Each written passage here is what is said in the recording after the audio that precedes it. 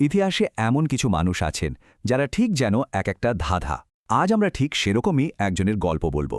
ভাবুন তো, একজন সুফি সাধক যাকে মানুষ ভীষণ শ্রদ্ধা করে, কিন্তু তাকেই কিনা হত্যা করা হলো নাস্তিকতার অভিযোগে। তার নাম সারমাদ কাশানি, সেই সাধক যিনি বলেছিলেন খোদা নাই। চলুন একটু কল্পনা করি, সপ্তদশ শতকের দিল্লি, মুঘল সাম্রাজ্যের একেবারে প্রাণকেন্দ্র। আর সেই শহরের রাস্তায় এক লোক ঘুরে বেড়াচ্ছেন, শরীরে কোনো পোশাক নেই, সম্পূর্ণ নগ্ন। ব্যাপারটা এমন, যেখানে পোশাক দিয়ে আমরা নিজেদের ঢেকে রাখি, সেখানে তিনি যেন নিজের আত্মাকেই সবার সামনে মেলে ধরেছেন। তার মুখে সব সময় থাকত শুধু একটাই কথা, ইসলামের যে মূল কালেমা তার প্রথম অংশ, লা ইলাহা, মানে কোনো উপাস্য নেই। কিন্তু তিনি কালেমার বাকি অংশটা আর বলতেন না। আর এই না বলা কথাগুলোই তার জীবনের শেষ কথা হয়ে দাঁড়ায়। তাহলে আসল প্রশ্নটা কি? কে ছিলেন এই সারমাদ? একজন পাগল, কোনো ধর্মদ্রোহী, নাকি এমন একজন সাধক যার আধ্যাত্মিকতার গভীরতা আমরা হয়তো ছুঁতেই পারিনি? চলুন আজ এই রহস্যটাই ভেদ করার চেষ্টা করা যাক।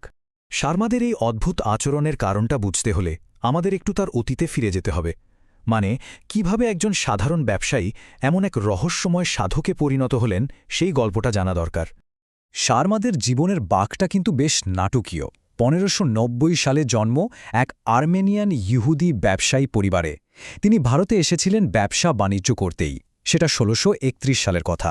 কিন্তু এখানে এসে জাগতিক ব্যবসার বদলে তিনি যেন এক অন্য জগতের সন্ধান পেলেন, ডুব দিলেন আধ্যাত্মিকতার গভীরে, বিশেষ করে সুফি দর্শনে। ইসলাম গ্রহণ করে তিনি হয়ে উঠলেন এক অন্য মাপের মরমী সাধক। শুধু তাই নয়, তার ঘনিষ্ঠতা হয় যুবরাজ দারাশিকোর সাথে, যিনি নিজেও সব ধর্মের ভেতরের সত্যটা খুঁজতেন। আর এই সম্পর্কটাই কিন্তু পরে তার জন্য কাল হয়ে দাঁড়ায়। আচ্ছা, সুফিবাদ জিনিসটা কি? এটা হলো ইসলামের একটা মরমী ধারা। এর মূল কথা হলো বাইরের আচার অনুষ্ঠান নয়, বরং ভেতরের প্রেম দিয়ে, ভালোবাসা দিয়ে ঈশ্বরকে খোঁজা, জাগতিক সব মোহ ত্যাগ করে ঈশ্বরের সঙ্গে এক হয়ে যাওয়া। আর সারমাদদের জন্য এই প্রেমটাই ছিল সবকিছু, ঈশ্বরকে পাওয়ার একমাত্র রাস্তা। এবার আসা যাক সেই মূল দ্বন্দ্বে, যেটার জন্য সারমাদকে জীবন দিতে হয়েছিল। একদিকে তার ব্যক্তিগত উপলব্ধি আর সততা, আর অন্যদিকে সমাজের বেঁধে দেয়া ধর্মীয় আইন। দেখুন, ইসলামের যে মূল বিশ্বাস বা শাহাদা, সেটা হল লা ইলাহা ইল্লাল্লাহ, মানে আল্লাহ ছাড়া কোনো উপাস্য নেই। কিন্তু সারমাদ কি করতেন? তিনি বলতেন শুধু প্রথম অংশটা, লা ইলাহা, মানে কোনো উপাস্য নেই, ব্যাস এখানেই থেমে যেতেন। তার এই যে আপাত দৃষ্টিতে একটা নেতিবাচক কথা, এটাই তৎকালীন ধর্মীয় নেতাদের চোখে হয়ে দাঁড়াল তার সবচেয়ে বড় অপরাধ। যখন তাকে এর কারণ জিজ্ঞাসা করা হলো, তার উত্তরটা ছিল একই সাথে সহজ আর গভীর। তিনি বললেন, আমি আমার উপলব্ধিতে কলেমার এইটুকুনি শুধু ছুঁতে পেরেছি। যে সত্য আমি নিজে উপলব্ধি করিনি, তা মুখে বলা তো মিথ্যে কথা বলার সমান। তার কাছে ব্যক্তিগত সততা ছিল যে কোনো সামাজিক বা ধর্মীয় প্রথার চেয়ে অনেক বড়। এটা ছিল আসলে বাহ্যিক নিয়মের বিরুদ্ধে এক অন্তরের বিদ্রোহ। সারমাদের এই দর্শন আর দারাশিকোর সাথে তার ঘনিষ্ঠতা কঠোরপন্থী সম্রাট আওরঙ্গজেবের জন্য একটা বড় মাথা ব্যথার কারণ হয়ে দাঁড়ায়। কারণ আওরঙ্গজেব তখন সবে দারাকে হারিয়ে ক্ষমতা দখল করেছেন, আর সারমাদ ছিলেন দারার সেই উদার চিন্তাভাবনার এক জীবন্ত প্রতীক। তাই লড়াইটা শুধু ধর্মের ছিল না, ক্ষমতারও ছিল। এরপর ঘটনাগুলো খুব দ্রুত ঘটতে শুরু করল। কাজী আর আলেমরা তাকে চাপ দিলেন পূর্ণ কলেমা পড়ার জন্য, কিন্তু সারমাদ তার নিজের উপলব্ধিতে অটল থাকলেন। তখন সম্রাট আওরঙ্গজেব তাকে ৩ দিনের সময় দিলেন, হয় পূর্ণ কলেমা পড়তে হবে, নয়তো মৃত্যুদণ্ড। জানেন সারমাদ কি করলেন? তিনি হাসি মুখে সেই মৃত্যুদণ্ডই মেনে নিলেন।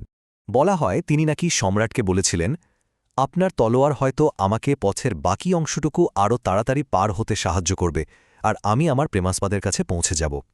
মানে তার কাছে মৃত্যুটা কোনো ভয় নয়, বরং ঈশ্বরের সাথে মিলিত হওয়ার একটা মাধ্যম ছিল। শেষ পর্যন্ত ১৬৬১ সালে দিল্লির জামে মসজিদের সামনে তার শিরচ্ছেদ করা হয়।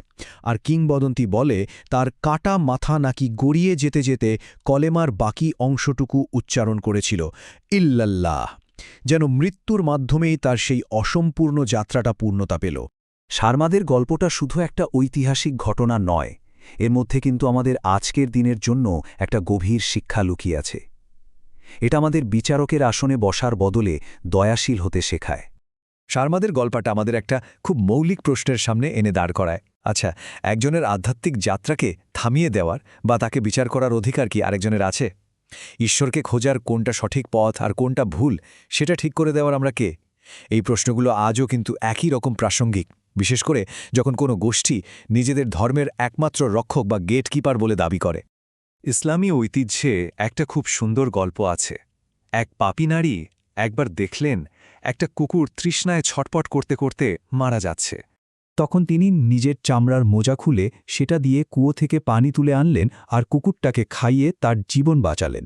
আর শুধুমাত্র এই একটা দয়ার কাজের জন্য ঈশ্বর তার জীবনের সমস্ত পাপ ক্ষমা করে দিয়েছিলেন। এই গল্পটা কিন্তু আমাদের খুব শক্তিশালী একটা বার্তা দেয়। আর বার্তাটা হল, বিচার করার মালিক একমাত্র ঈশ্বর। মানুষের কাজ হল দয়া করা, করুণা দেখানো। কঠোর আইন বা শাস্তির চেয়ে দয়ার শক্তি অনেক অনেক বেশি। আমরা পুরো পৃথিবীটাকে একটা ওপেন বুক পরীক্ষার হলের মতো ভাবতে পারি, যেখানে ঈশ্বর সবাইকে একটা করে সাদা খাতা দিয়েছেন আর নিজের মতো করে উত্তর লেখার সুযোগ দিয়েছেন। এখানে আসলে দুটো ভিন্ন দৃষ্টিভঙ্গির লড়াই। একদিকে আছে সেই ধর্মরক্ষকদের দৃষ্টিভঙ্গি, কঠোর আইন, শাস্তি আর কে ভুল করছে তার বিচার করা। আর অন্যদিকে আছে সারমাদের মতো সাধকদের পথ, যেটা সবার জন্য খোলা, যা দয়ার কথা বলে আর সত্যের ব্যক্তিগত অনুসন্ধানে বিশ্বাস রাখে। তাহলে শেষ প্রশ্নটা কিন্তু আসলে আমাদের নিজেদের কাছেই ফিরে আসে, তাই না? যিনি এই পরীক্ষার আয়োজন করেছেন তিনি যদি সবার উত্তর লেখার জন্য ধৈর্য ধরে অপেক্ষা করতে পারেন, তাহলে আমরা সাধারণ মানুষ কেন এত তাড়া দেখাই? কেন আরেকজনের পরীক্ষার খাতা কেড়ে নিয়ে তার যাত্রাটা শেষ করে দিতে চাই? সারমাদের জীবনটা বোধহয় আমাদের এই অধৈর্য আর অসহিষ্ণুতার দিকেই আঙুল তোলে।